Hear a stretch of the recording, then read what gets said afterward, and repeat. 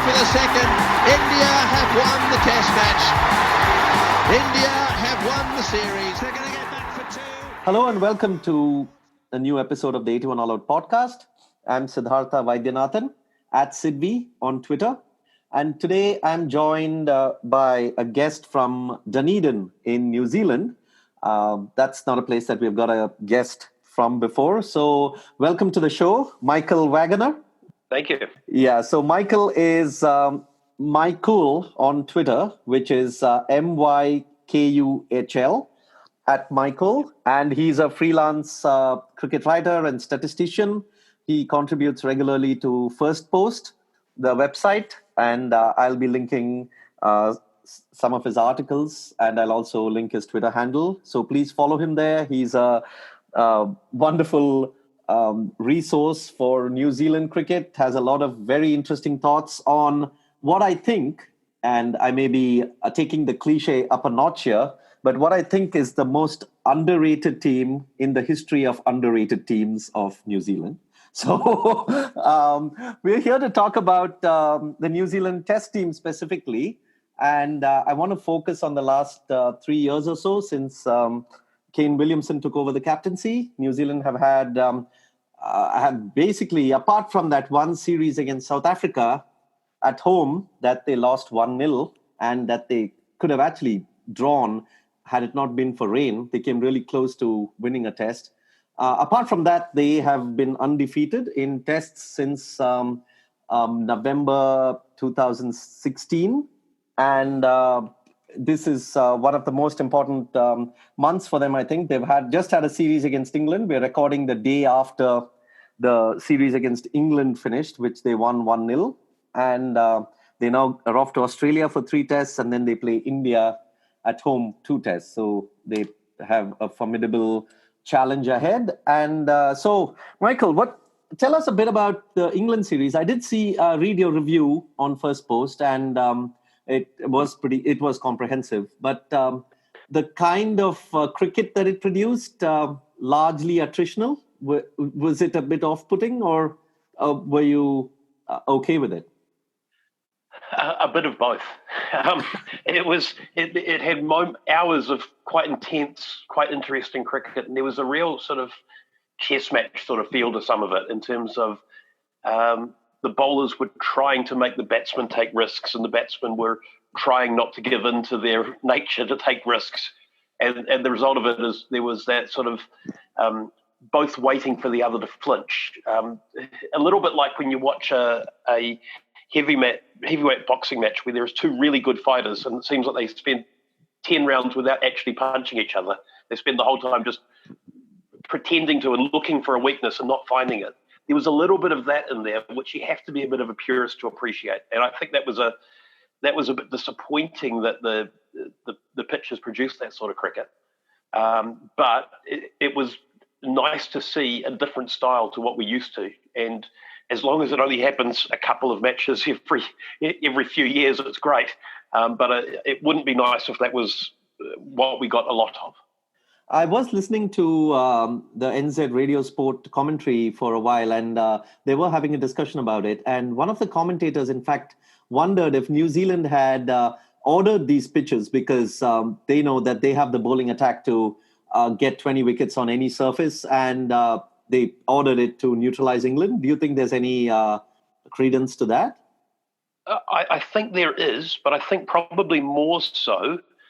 This was a series organised between the 2 boards before 2 pretty significant tours. So New Zealand going to Australia, and England going to South Africa.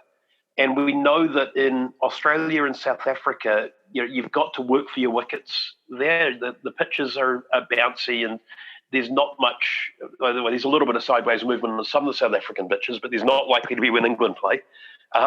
So I wonder whether or not the instructions or the agreement had been made between the boards that we're going to make sure these pitches, you've got to work hard for the wickets, and it's going to be that sort of pitch. And I wonder if that was actually part of the preparation for the upcoming series. It was interesting that New Zealand picked a squad for these matches and Australia before these matches started. So these were considered warm-ups for the Australia series. And I wonder if part of it was that in New Zealand before Christmas, generally pitches are very lively and difficult to bat on, to the point that some teams actually keep separate stats. Some clubs keep separate stats for matches before Christmas and after Christmas. So being played in November, December, you'd normally expect, and in the past, the matches that have been played in this time of year, 150 as a team score is not unheard of, and 200 or 250 is a winning score for a team, not for an individual. So the pitches were certainly not what we'd expect this time of year in New Zealand, and so I wonder whether or not part of it was actually an agreement between the teams. But I also wonder if it was a fear that the matches turn into a bit of a lottery when you've got a really green pitch and the toss takes a big account. And we looked at it, thought we've got a better team than England at the moment. Let's take the lottery out of it and let's see whether or not they're good enough to beat us in these conditions. Yeah. Okay. So having said that, can you talk about, and some of our listeners have asked this as well, about the pitches in New Zealand, specifically over the last 2 or 3 years? Of course, I have seen the scorecards, but having seen the games, do you think that there has been a change in terms of the composition and in terms of the manner in which they've been playing? Or is this just, occasionally these aberrations that just keep popping up? Well, I think the pitches have got a little bit better. Interestingly, it's actually because I've been putting a little more grass on them at the start rather than less grass. And what's happened is that grass, as the pitch goes on, flattens out, and the pitches become a little bit easy to bat on. The bounce becomes quite true. So by putting a little bit more grass to make sure you get a result, you end up with getting sort of the third innings becomes quite easy to bat on. But there haven't been a huge number of draws, and certainly I don't think there's been any non-weather influence draws in New Zealand for quite a while. So while the scores have gone up, there's still been plenty of wickets falling. But by trying to put a little bit more grass on at the start to get the early wickets, it has meant that the games have the pitches have flattened out a little bit. One thing I noticed a couple of years ago, and I think this is still the case, that if there's less than 12 wickets fall before lunch on day 2 in New Zealand, the game's always a draw. If you look back through the past, and so you do need the grassy pitches early on because there's not the same heat, and the pitches don't deteriorate as much with the combination of the moisture and the lack of heat. The pitches don't deteriorate, so you've got to take the wickets early on rather than rely on it happening at the end of the match. So it's almost like the reverse of what you would think a traditional test match pitch would play like. Yeah, well, in most countries, the easiest time to bat is the second innings and the hardest is the fourth innings. In New Zealand, the easiest time to bat is the third innings and the hardest is the first innings. So it's basically, if you flip the averages around and flip the scores around, the first innings, second innings averages look about the same. If you flip them around, if you look at them the same way as normal, it looks like an aberration. Okay, interesting, very interesting. Because the sort of the easy trap to fall into is to look at batting averages, and if you see a batsman, an overseas batsman, I'm saying, average really well in New Zealand, to assume that he is technically, superior than, say, a batsman who averages very high in Asia. But it's also very context specific. It also depends on when he scored those runs in which innings and also against whom, right? Yeah, well, absolutely. I think, but I think if someone manages to score runs in the first innings in New Zealand, you've got to have a pretty good technique for that.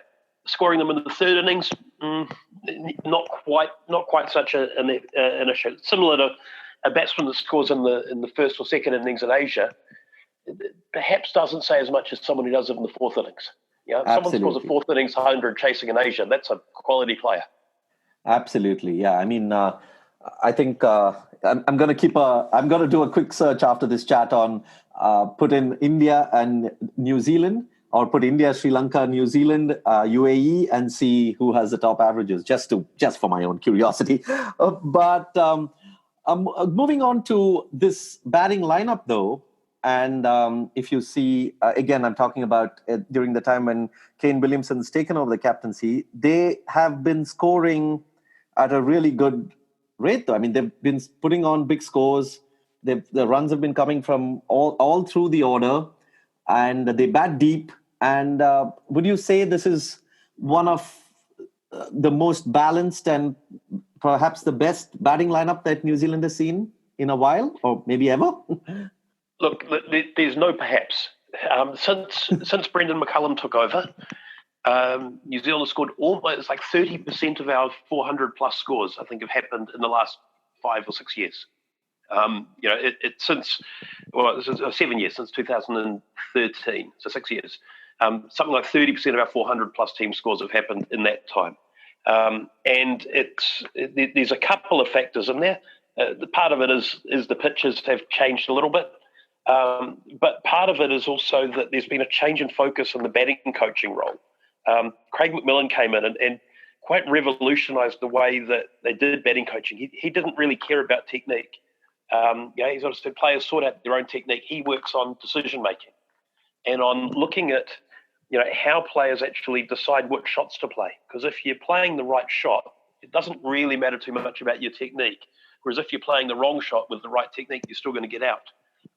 And so he worked a lot on decision making, and especially considering that when he was playing, he'd been the poster boy for bad decision making. It was quite a surprise, but it really has worked. I mean, you look since November 2016, New Zealand's got the best batting average of any team in the world. And since McMillan took over, or during McMillan's reign, New Zealand had the highest average batting average in the top 7 of any team. And if you look at the similar period before he took over, New Zealand had the lowest, apart from Zimbabwe, of any team. So there was a significant shift when the change of focus and how to coach the batting happened. Now, that also probably lines up with some changes in domestic cricket in New Zealand. That nothing works in isolation. But I think that Craig McMillan was, and I was critical of his selection, but it turned out I think that was a really good call, and getting him in has really worked. And they now, I mean, the coaching has changed, right? Peter Fulton's the batting coach, right, now? Yeah, so that's happened recently, and it'll be interesting to see if he can maintain what McMillan, the McMillan-Hesson combination, where Hesson was the technician and McMillan was just working on decision making. I don't know how that dynamic works with Stead and Fulton. It'll be interesting to see if that continues to bear the same sort of fruit. But it started pretty well. Yeah, and in terms of continuity, the team has been largely, I mean, the core has been the same. But even overall, if you look through the tests in the last 3 or 4 years, there's hardly been that many changes, right? And there've been batsmen who have had a good long run in there, and it's almost like the team now has a great chemistry going, where even if they're in trouble, they know exactly the kind of people who are going to bail them out. Yeah, there's that, and I think the continuity has really paid dividends too. That people are given a chance to find their feet, and there used to be a case of there was a whole lot of players that played 1 test or 2 tests. The only players that's happening with now are players that are coming in as injury replacements, or players who are specialists for a particular condition. So like Will Somerville is being used just on pitches that are going to spin. In general, players are given a long time to develop. And you saw Henry Nicholls at the start. You sort of thought, what's he doing there? He doesn't belong. Whereas over the last 2 years, you certainly wouldn't say that. But his first year and a half, you looked at him and you thought he just doesn't look like a test player. Now he's one of the best batsmen in the world. He was given a chance to actually develop as a test player, and because of that, he's now pretty much undroppable unless he has a really big run of outs, because he's been doing so well. And I think the continuity has really helped. Yeah, the undroppable bit is very interesting. I mean, in this team that played against England, I mean, apart from the opener, Ravel, I think you really can't drop anyone else. I mean, Trent Bolt was injured, but had he been fit, and if everyone is fit, then 10 of them pick themselves. And then I guess you go with Ravel because of continuity, or you want to give him that certain leeway and that he's good at in certain conditions against certain bowlers, right? Yeah, I mean, I think I thought it was really interesting watching Jeet Raval, and it'll be interesting to see how he goes. He tends to struggle on slower pitches and against spin and medium pace. Now, that's probably not going to be a problem in Australia. You're not going to get many medium paces bowling on slow pitches there. So he may well go really well in those conditions. But it'll be interesting to watch him. But he certainly is someone who you might look at and say he may become a specialist for quick tracks, and maybe Hamish Rutherford, who's the exact opposite, struggles on a quick track but dominates medium pace and on slow pitches. Maybe that it's almost worth the horses for courses selection and just picking whichever one of them is going to fit that particular pitch. But that's not really how New Zealand cricket's been going. They've been showing faith in players and it's been working, so it's hard to criticise. And, there cannot be any question about the other opener, Tom Latham, who is perhaps one of the best batsmen in the world. Again, I mean, after we said that about Nicholls, but Tom Latham is perhaps even doing even better, especially as an opener, especially in the bowling age. Yeah, well, and an opener in New Zealand traditionally is a pretty hard job. We haven't got many openers who average over 35 historically. The ball does move around early on New Zealand pitches. So, didn't much in this test, but even still, the first 10, 15 overs were difficult. He's got the ability. The thing that he really has is that he has played a lot as a middle order player, and he's strong against spin and can score relatively quickly against spinners, and doesn't really get tied down. Whereas a lot of openers, they see off the new ball and then they get a bit lost. He's the opposite. If he manages to see off the new ball, you're going to struggle to get him out. I don't know if this is still the case, but he had a better average than Steve Smith once he got to 50.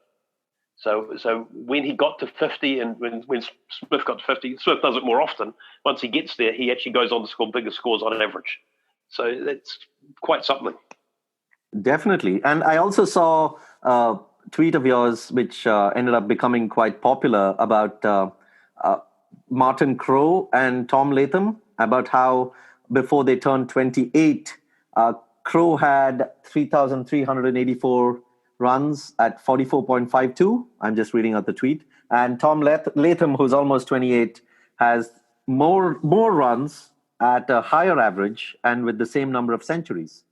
And I did notice that a lot of replies to that fell into the classic trap of saying Martin Crowe faced better bowlers, even though the last 2 or 3 years we probably had some of the best bowling attacks going around.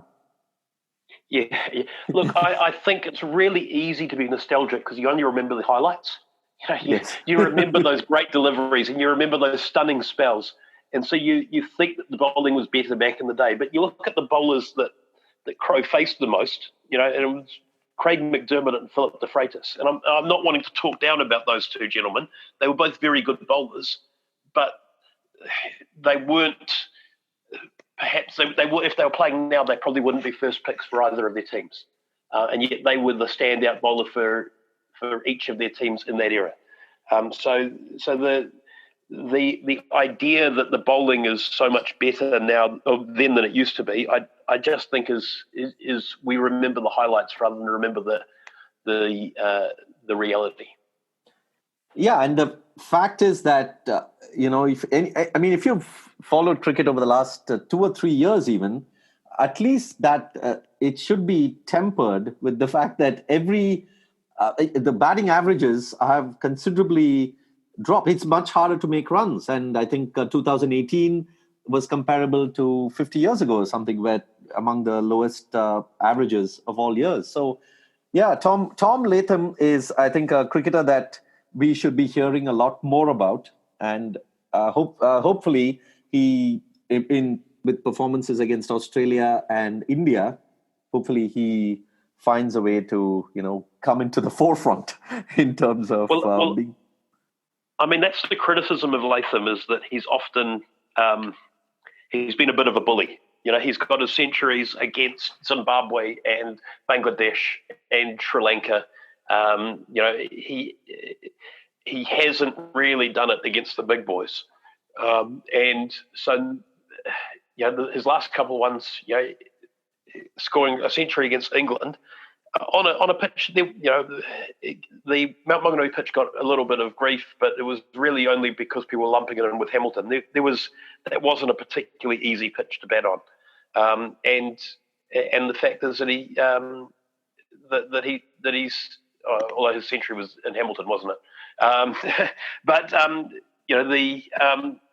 The fact is he's still scored those runs against a top team, and if he can do it against England and India, if he can do it against Australia and India, then that criticism disappears.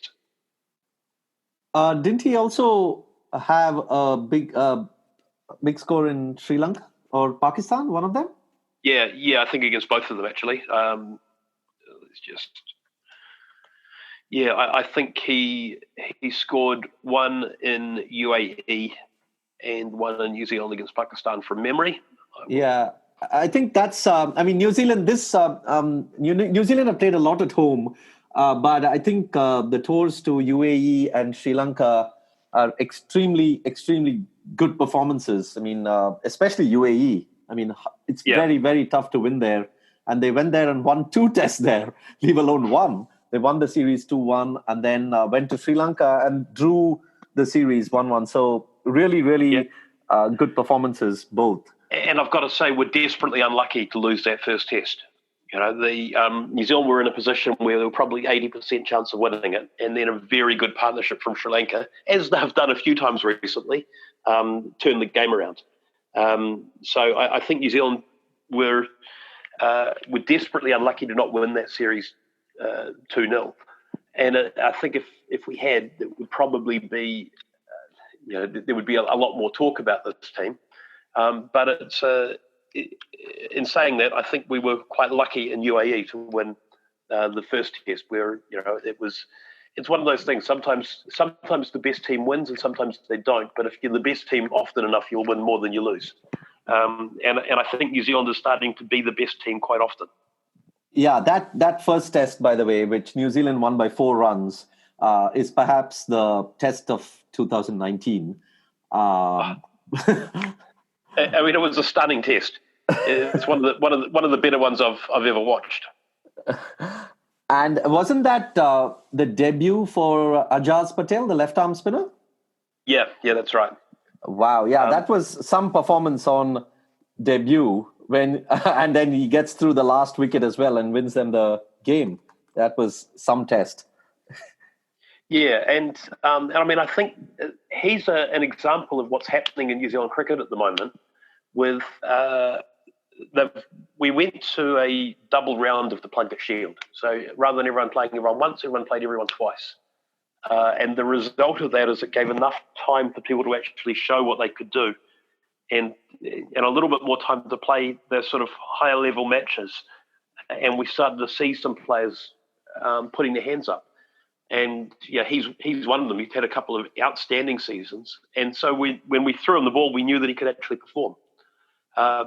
It'll be interesting to see, now that the batting coaches have all had a chance to watch him and people have done their scouting on him, whether or not he continues to be as successful, or if people know some of his tricks and some of the things he can do, and it will, he'll be less effective. But I mean, you're seeing now Will Somerville came in and was successful immediately. A lot of players now will step up and immediately look at home at test level, whereas that had never been the case before. Mitchell, first game playing, looked completely at home. And we're now picking players that have got a lot of first-class experience, where it used to be not unheard of for someone to get picked after 5 or 6 matches. Yeah, I think, we can come to it. But now that we're talking about the spinners, New Zealand have, riches in that department now. I mean, not a team that you often associated with having so many spinners, but with Ajaz and Will Somerville coming in and doing well. Santner's always the option, especially with his batting. And then you have Ish Sodhi, who is a very good spinner who never gets a chance because of all these other players in there. Yeah. And the guy who I think is probably the best of them all is Todd Astle. Who's going to be, who I would say is probably going to be playing in Australia. I think they'll make that change and he'll play ahead of Santner. But I'm not very good at picking what the New Zealand selectors are going to do, so they probably won't. But he has he's got some extraordinary figures and an ability to produce. He bowls some rubbish, but he bowls some magic deliveries amongst it. And if he can remove some of that rubbish, he could be an absolute world-class bowler as well. Sodhi's similar, but doesn't have he's got more tricks, but doesn't tend to, his good deliveries aren't quite as good as Todd Astle's. We've got an awful lot of depth in spin bowling. We've got depth in pace bowling at the moment. There would never have been a time in New Zealand's history that Lockie Ferguson would have been sitting on the sideline this long. He's got a first-class record that certainly over the last 3 or 4 years, you've got to go back to Richard Hadley to find another player with a similar record to that, and yet he hasn't even been given a single test. It's breathtaking the depth that we've managed to build. From a point where it wasn't that long ago that we were looking around and thinking, well, we've got 6 or 7 test quality players, and who else are going to make up the squad? That's again another storyline that keeps coming up with New Zealand, right? That you have a limited pool to pick from. But do you think that's just a cliche, or has there always been depth, or is this particular era, quite pronounced when it comes to the depth that New Zealand have been able to get? I think we've always, we've normally had bowlers that are competitive. But we haven't always had good batsmen. In fact, we've got good batsmen as well is a nice bonus. But I think our bowlers, the standard has risen as well. And I think the double round of the Plunket Shield has made a big difference to that. It's a real pity that New Zealand cricket had to cut costs and cut that down to only having 8 matches instead of 10. And I believe there's a new broadcasting deal that's just been signed, and hopefully that will allow enough money to go back to having 10 rounds of the Plunket Shield, because I think it's been a very significant thing in the development of the players. But yeah, I think we've actually always had pretty good quick bowlers. You can go through our history, and we've always had some or fast medium. We've always had some good ones. One thing that did happen is that they noticed that one particular region or 2 regions were producing most of the quick bowlers in the country. There's a small area sort of south of Auckland known as counties. And you've got Chris Martin, Simon Doull, Daryl Tuffy, Ian Butler, Brent Arnell, and a few others all came from this one little area that's got maybe 20,000 people living in it. And so one of the things that they've done is they've dug up the dirt there and shipped it around the country, and now a lot of the cricket grounds around New Zealand have got Patamahoe clay in it. And that has made a big difference, getting a bit more bounce and a bit more for the fast bowlers to work with. That seems to have helped the cricket as well. Very interesting. And I think it's something that other teams and other countries should look at as well, because this is a great way to encourage bowlers coming in from all around the country. In terms of series itself, New Zealand are, again, one of the teams that go for a long time without playing series. I think before that Pakistan series, that happened in the end of 2018. I'm sorry, my mistake when I said it's the best test of 2019. But before that, they had a 7-month break and then they go through this long breaks. How does a team cope with that, and how do they then come out and play like a really short series? Usually they play two tests, sometimes three, but how do they play those really short series with that intensity? Any inputs on that? Well, I think when that's what you're used to, that's what you're used to.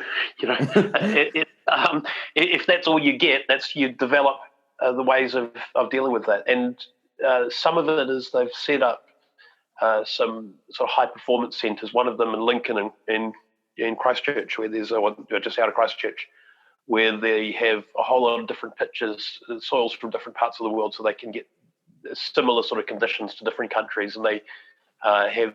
I think they were saying they'd set up a big marquee over them, so the players could, rather than bowl, when they had gas heaters heating it up, so in the middle of the winter they could still be bowling as if it was in 30 degrees, which I can tell you, Lincoln, Central Canterbury is not 30 degrees in the middle of winter. They could run in and experience bowling in the heat and getting used to it. That sort of thing helps, but some of those gaps are because there's other things happening too. It's not always because New Zealand's not playing. Sometimes there are players off playing in other leagues and that sort of thing. And New Zealand cricket has been very keen, I guess, to embrace the IPL and to embrace some of the CPL and different competitions and encourage the players to play in them because it's a way of increasing the players' incomes, which means that we get those players to play longer without going freelance. Interesting. But New Zealand themselves don't have a really high-profile T20 tournament. And I was reading recently that this was a conscious decision they made to, not expend too much and rather conserve both the financial as well as other resources so that they can focus it on something else. So has that, in a way, had a knock-on effect on the depth that we were talking about earlier? And with, the number of test quality players coming through, or is it just been unrelated to that? I'm not sure about that. I was part of, before I was a cricket writer, actually, I got part of a focus group that New Zealand Cricket put together of people that were interested in domestic cricket. They just basically went through anyone that had bought a ticket to a domestic cricket game and invited them along to talk about it and about what sort of priorities we had. And they were asking questions like, would you rather have the international team playing no matches during the peak time of the season so that the international players were playing in the domestic competition, or would you rather have the domestic competition moved out of the peak time, or would you want to have them both at the same time? And so you think about that. There seems like an obvious answer until you actually think about it, and there's good and bad bits about all three answers. And so there is a really tricky balance in trying to promote domestic cricket, but still knowing that the money comes from internationals. So that I think the focus on not having a franchise-based competition is partially also to give an opportunity for some revenue for the four major or the six major associations. I don't think it's had a big impact on the quality of international players, because one of the things that's happened now is that all of the teams have got 5 or 6 internationals from the rotation policy that New Zealand used in the T20 internationals. So lots of players have had a chance to play in the international setup, get coached by the top coaches, and then go back to their teams. And that seems to have made a difference. Interesting. So going back to the players, one player that I really, really want to talk about is B J Watling.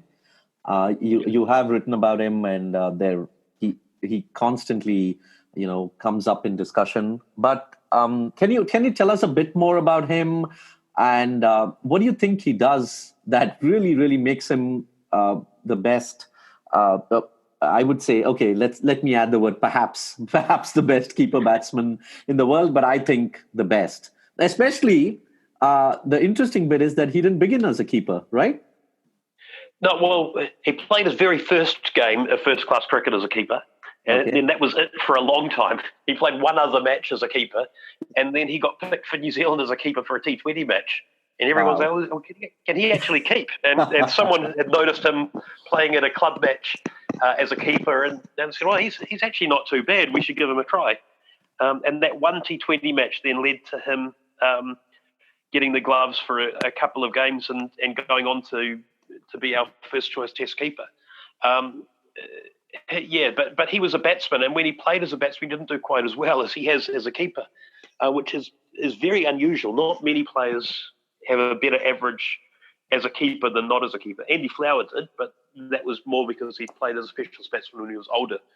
But he, Watling actually does much better when he's got the gloves, and you wonder if it's the fact that he maybe switch on, switch off. He focuses on one thing, and he's not having to think about his batting the whole time. He's thinking about his keeping, and then he just focus on the batting when he's batting. But the thing that I love about B J Watling is that, and there's a cliche, but it's actually true. He's a man for a crisis. When he comes in with the score at sort of 240 for 4 or better than that, he averages about 30. But when he comes in with it worse than 240 for 4, he averages close to 50. So when he comes in, the teams that are in a little bit of trouble, that's when he steps up and performs. And that's the sort of player that every coach would want. Someone who if you're in trouble, they'll dig you out of it, and if you're not, well, he's not going to hang around very long. He really has and I guess de Grandhomme's the opposite. If de Grandhomme comes in and we're in a good position, that's when he's just dynamic and unstoppable. But if we're in trouble, he's probably not the guy you want to send in. So having both of them in the team together is pretty handy. But I mean, he just enjoys batting time. He limits his game to only a few shots and just plays the shots that he knows he can play well. And he has a phenomenal defensive game. You'll watch him edge balls every game. He'll edge 2 or 3 deliveries, and they'll bounce in front of the slips or in front of the keeper. And it's because he has really, really soft hand. If he's not trying to hit it, the ball's not going anywhere. And that defensive game has allowed him to really, that when he's deciding that when he's in that mode, it's very hard to get out. Interesting about the sound as well, because for somebody who didn't keep for a long stretch and who was picked as a batsman, he's such a natural keeper, and the ball, the sound that the ball makes when he collects it with his glove itself is so. I mean, it's not like several other keepers where you can actually hear the ball. It's almost like that dying sound that a perfect keeper would love when he takes the ball, and his positioning is so perfect. How did he learn to become such a good keeper? Well, he actually wasn't a great keeper when he started keeping for New Zealand. It's something that has developed, and he was adequate. He was probably a little better than adequate in that West Indies tour when he first started. You looked at him and you wondered, are New Zealand making a mistake picking a guy who's only a part-timer as the keeper? But he's really worked on that and developed that game. And I'm not sure who he's had coaching him. I think Luke Ronke did a bit of that. But he's become a magnificent keeper. And his footwork is so good that he's just in position. There's often he takes catches that other keepers would dive for, and he's just walked to it and picked it up because he's already moving his feet so well. And that's the thing that the difficult thing with keeping is that the more dramatic someone is, often the worse the keeper they are. The big dives and the giant lunges to grab the ball and they take the spectacular catches means that they've often put themselves in a position where they've had to do that by not being in the right place to start with. Whereas the guys that take the ball without you noticing it, those are the really good keepers. And Watling's one of those. He picks up 2 catches an innings roughly, which is a really, really high number of catches. And swing bowlers help with that. But he does it without you noticing him, he's just in the right place. And you saw in that first test, he picked up a catch. He was actually standing directly in front of Ross Taylor when he caught it, with Ross Taylor in a fairly wide first slip. But his footwork was just so good, and he didn't dive for it. He didn't need to. he just moved over there and took the ball. And that's, I guess, what makes him such a good keeper is he's got really good footwork. Yeah, I think I would classify him as an unYoutubable cricketer because he doesn't take the spectacular catches because he's so good that he gets into position to make them look easy. And even with his batting, his strength lies in the things that you spoke about, like his extremely soft hands, his magnificent technique, and his defensive style and his patience. That it's hard to then make a YouTube clip of 5 minutes to show, how spectacular he is. But he is, because he is not. It's the fact that he manages to play within himself and hold himself back from playing the stuff that we get you on YouTube that actually makes him so good. The other cricketer that you touched upon, but who I saw his stat, I think you might have even tweeted that, which I saw, is Colin de Grandhommme, who's averaging more than 40 with the bat and less than 30 with the ball. Yeah. I mean, you're looking at Aubrey Faulkner and Colin de Grandhommme are the only two guys in history that have taken more than 2 wickets a match for more than 5 matches and averaged over 40 with the bat and under 30 with the ball. That you wouldn't. I mean, a lot of Aubrey Faulkner, was the only guy that's been both number 1 with the bat and number 1 with the ball in the ICC rankings. Phenomenal all-rounder. Colin de Grandhommme, putting him in that same category it's hard to do.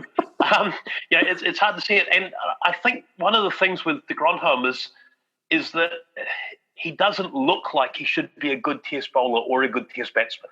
You look at him and you think, that guy's never going to be able to make it. But I think a lot of people said that about Gordon Greenwich and Viv Richards as well. And they turned out all right. Sometimes having a technique that you know and that works for you is all that you really need. One of the things with the ball, he just does enough. And I remember hearing Richard Hadley say at one point, said, all you need to do is move the ball, the distance from the centre of the bat to the edge of it. That's all the distance you need to move. If you move it any more than that, you're just going to play and miss, or the batsman will adjust for it. If you move it just the distance from the centre to the edge, that's when you get the wickets. And he does that. He moves it just enough that the batsman doesn't adjust for it and gets out. And he does it at such a pedestrian-looking pace that you think surely a top batsman isn't going to get out to that, but they do, and they just keep getting out to it. You look at it and you scratch your head as to it's incredible that someone that looks so innocuous can be so effective, but he really can be.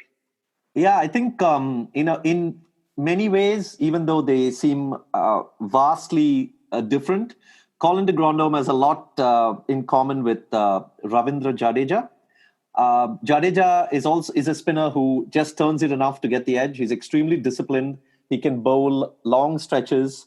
And when he comes in with the bat, he can really push it along. He can accelerate. He can give you that quick impetus. And I think they're similar in many ways, though de Grandhommme looks innocuous. And in fact, Michael Atherton had written a piece in one of his match reports. He had said a cricketer like that may never have got into an England 11. And he's probably right, because, it's like the typical English county pro who would, give you a bit with the ball, give you a bit with the bat, but never really make it into the higher level. But here you have a player who's not only made it, but he's thriving in Test cricket. Yeah. Well, he was a controversial pick when he was selected, and I remember seeing people, you always get this sort of overreaction on social media.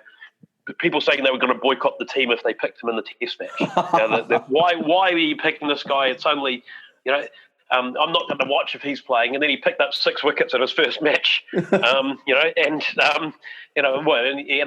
I think he had 6 before lunch in his first match, and it was sort of like, goodness me, actually, maybe he can play. And then you look through, and he often opening the bowling for Auckland, where Auckland play on Eden Park Outer Oval, which is probably the roadiest road that's ever roaded. The batsman. I'll have to trademark. You'll have to trademark that. Batsman average something like 47 at Eden Park Outer Oval. So you're playing there, and he averaged 25 bowling there, and you think, well, you've got to actually be in those same seasons where the bat was dominating. And you've got to say, eventually you stop saying that it's because people are taking him lightly and think that maybe he's got some skill.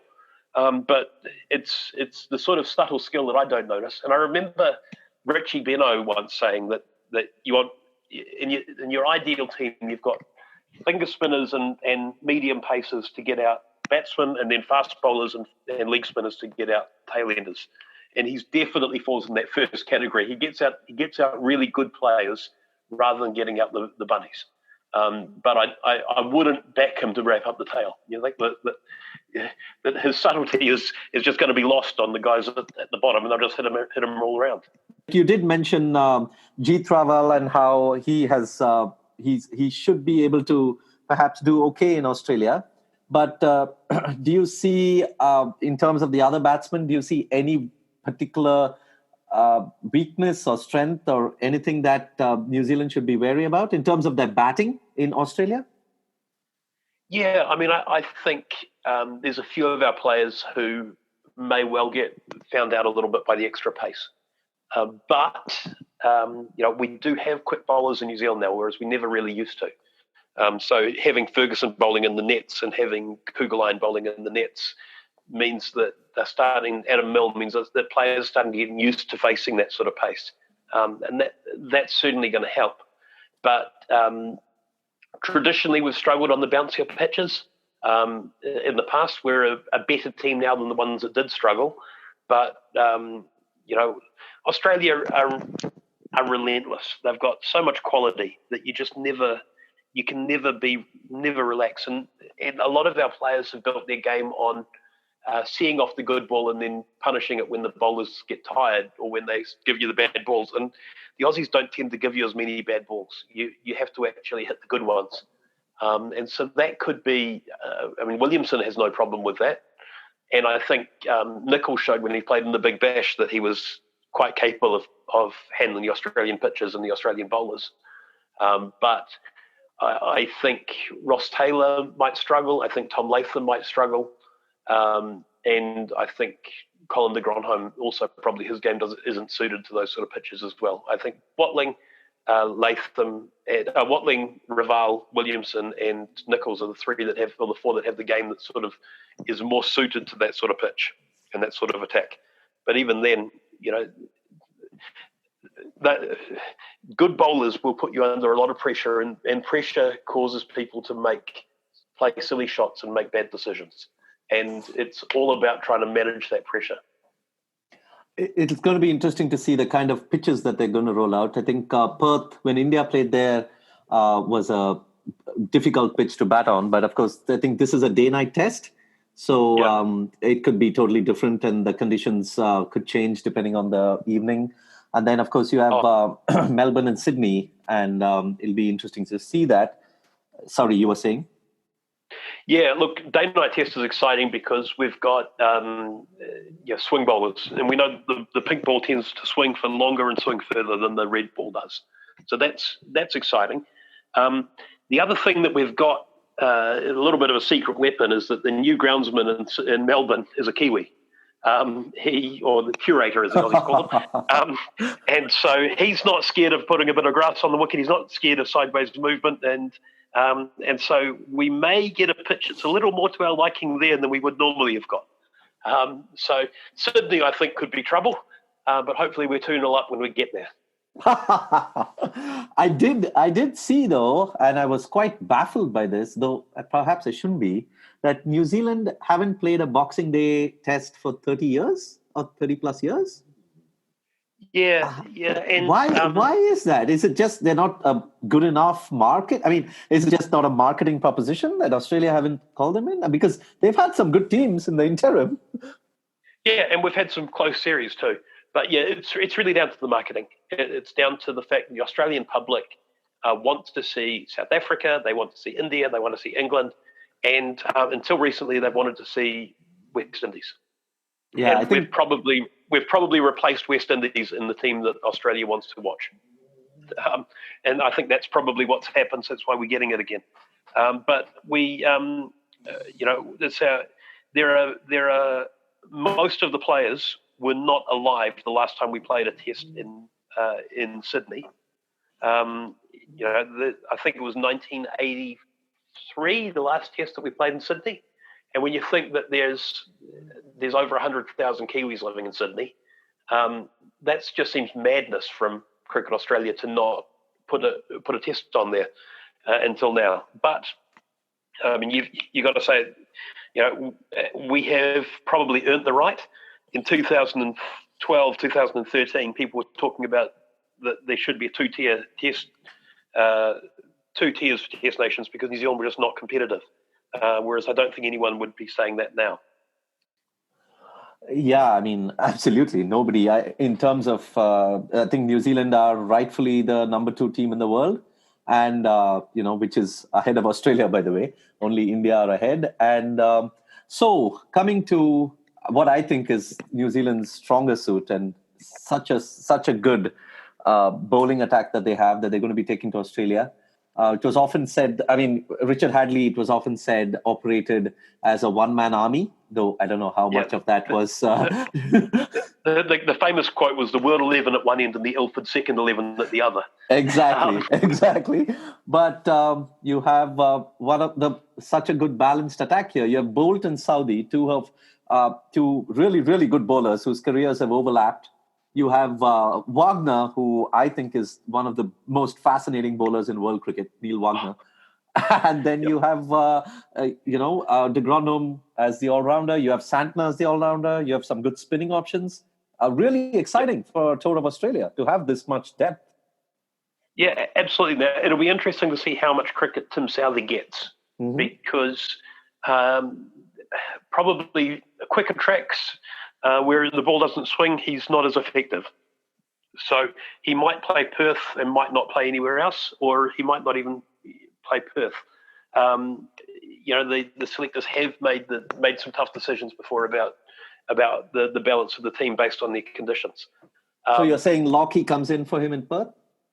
Yeah, possibly Lockie comes in Perth. Okay. Although if Trent Boult is out, then that changes things again.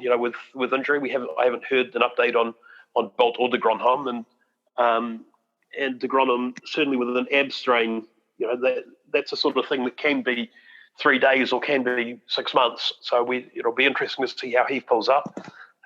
But yeah, if Bolt's not fit, then I would expect that Lockie Ferguson would come in. But they might continue their unfathomable love affair with Matt Henry. But yeah, I would hope that Lockie Ferguson would be playing at least 2 of the tests in Australia. If he plays all 3, that would be good. I mean, I know there's people say that you shouldn't debut players in Australia, but Shane Bond and Trent Boult and Danny Morrison and Chris and Lance Cairns all debuted against Australia, and they had pretty good careers. So John Bracewell as well debuted in Australia. So you look at that and you say, well, actually, it hasn't seemed to hold players back when they've debuted in Australia. If they're good enough, that's a good place to do it.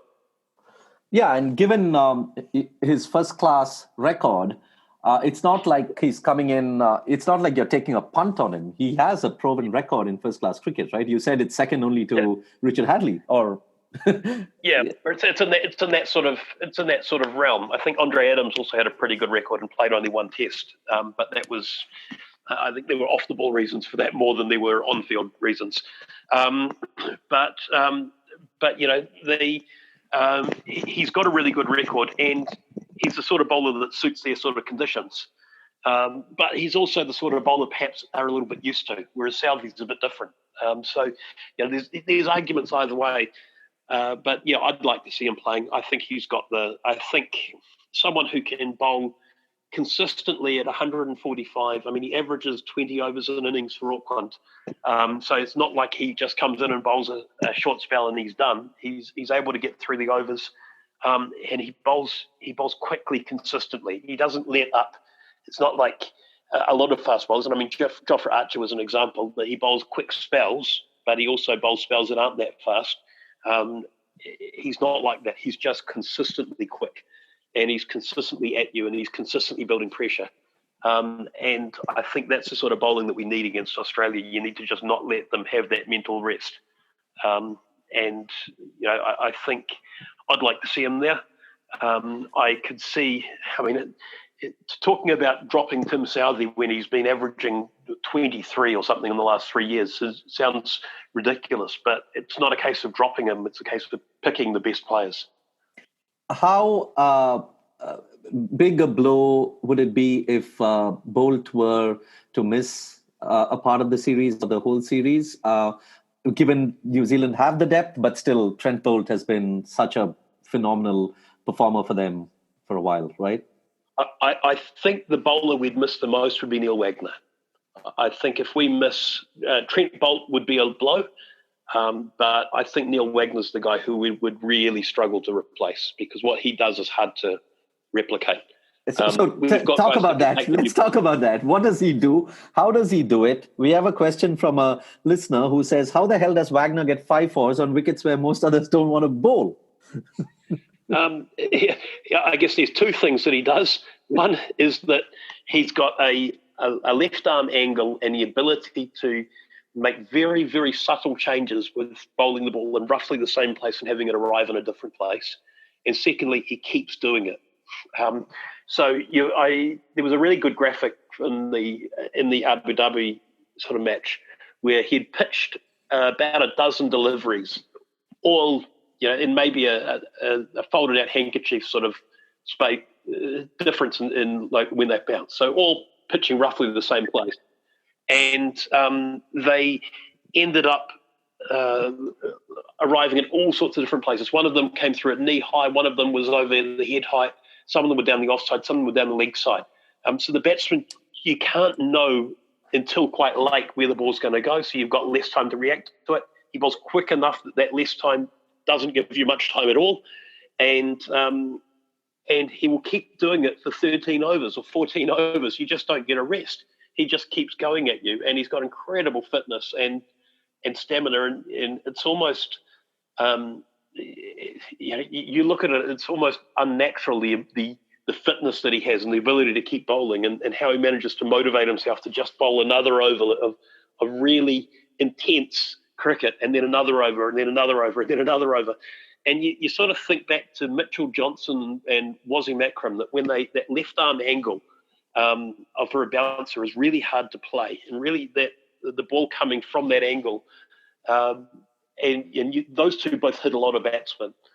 Neil Wagner's probably hit more batsmen per match than either of them did. And the reason is just because he keeps doing it. He keeps bowling those bouncers, and eventually you've got to either play them or get out of the road.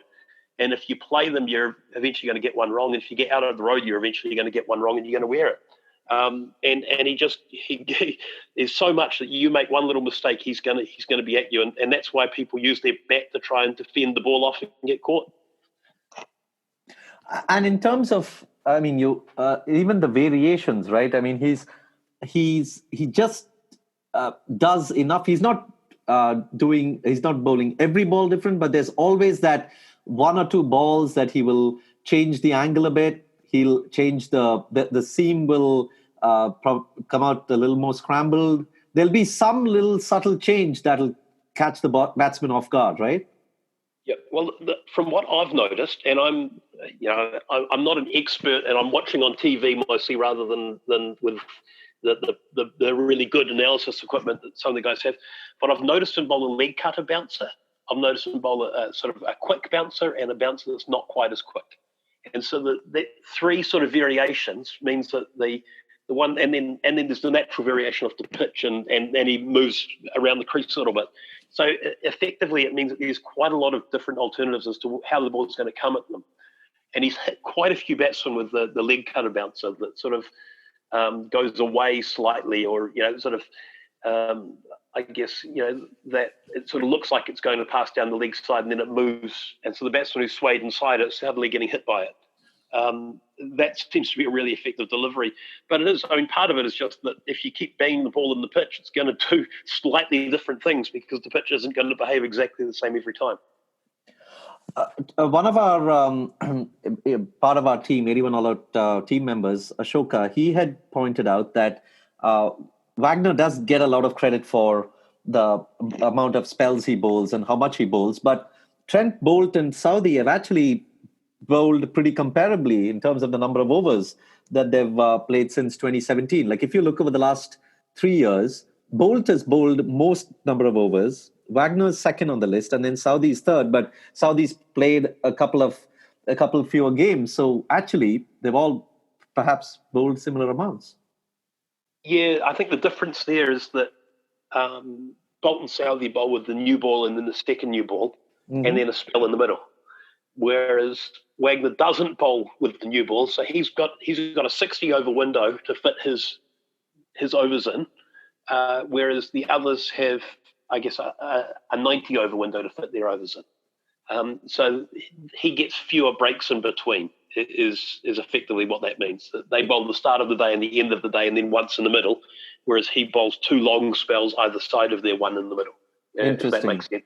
Interesting, yeah, So, and even there was a piece in Cricinfo recently that mentioned how he often bowls between the 60th and the 80th overs, where batting sides are usually trying to cash in, but then you have this bowler come in and go bang, bang, bang every ball, and it's very tough to even get it away. Yeah, well, I guess one of the great skills is the fact that he can keep it at armpit level. So it's not high enough that he gets his one for the over, but it's high enough that it's very difficult to play. And it was something that Shane Bond used to do, was to go to the bouncers with the older ball, and it was a strategy that he used. And Wagner basically, and I think it was when Shane Bond was coaching that he started doing it, that just moved to the bouncer level, but do it as plan A.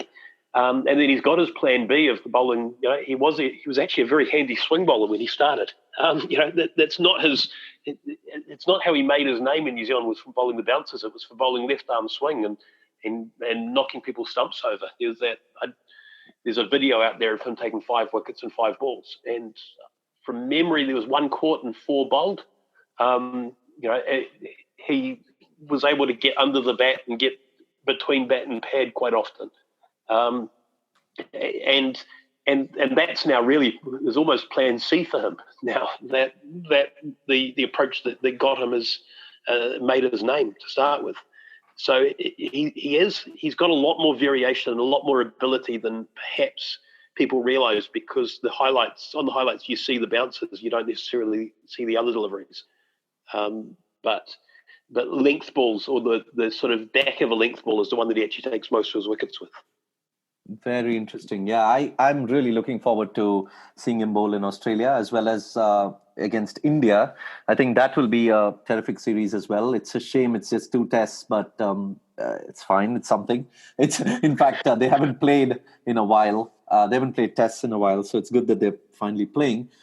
But looking at the big picture, I know they have the two really big tests coming up, but do you see this New Zealand team as challenging some of the great New Zealand teams of the past in terms of all time? This is, for me, the best team New Zealand's ever put out.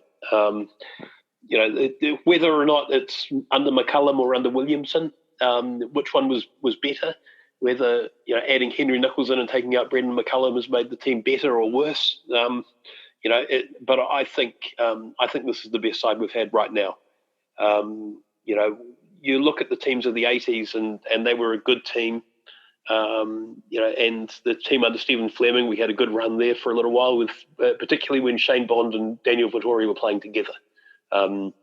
Vettori, when bowling, having pressure at the other end makes a big difference. When Vettori was playing with Bond, he averaged less than Warne when he was playing with McGrath. So the difference of having pressure makes a very big difference to a bowler, and that's one of the advantages that we've got now, is that there's players creating pressure all over the place. But I think this is our best era, and I think what we need is a headline grabbing marquee series, and one of these next two would, if we win one of these next 2 series, that's the thing that would really seal it for most New Zealanders, that this is a genuinely great side, that we managed to beat either India or Australia in Australia, in this era, we would have to actually say this is a team as good as Richard Hadley's team of the 80s. I look at these next two tests and think these next two series and think if we can get about 100 and 120 points maybe combined between the two of them, that puts us in a pretty good position with matches up against Bangladesh and West Indies to round out a home series against Pakistan from memory. That with that being the rest of our lineup, we're putting ourselves in a pretty strong position to actually make the final. If we can get some reasonable points out of both of these, Australia and India, that puts us in a pretty strong position to make the final. So these next two series are crucial for the World Test Championship for New Zealand. And the more points we can take off Australia, the better, as far as that goes, because they're going to be shaping up as at the moment as if they're going to be the major competition for us for that second spot. Absolutely. So on that note, let's. I'm really, really excited about the New Zealand-Australia series as well as the India-New Zealand series. And let's hope that we can see some good cricket there. They've had some lopsided results of late, but I think these two could produce some close tests. Thank you, Michael, for all your insight. And we rarely get to hear much from New Zealand, and also in the mainstream don't get to read as much of in-depth pieces, apart from people like you. But thank you for coming and joining and helping us understand the team and what we can expect. You're welcome. It's been great. Yep, and we'll hopefully we'll catch up with you at some point. Maybe after New Zealand win the series against Australia, we can then talk about the India series at some before that. Yeah, that sounds good. All right, perfect. Thank you. India have won the Test match. India have won the series. They're going to get back for two. India home. Lords goes wide.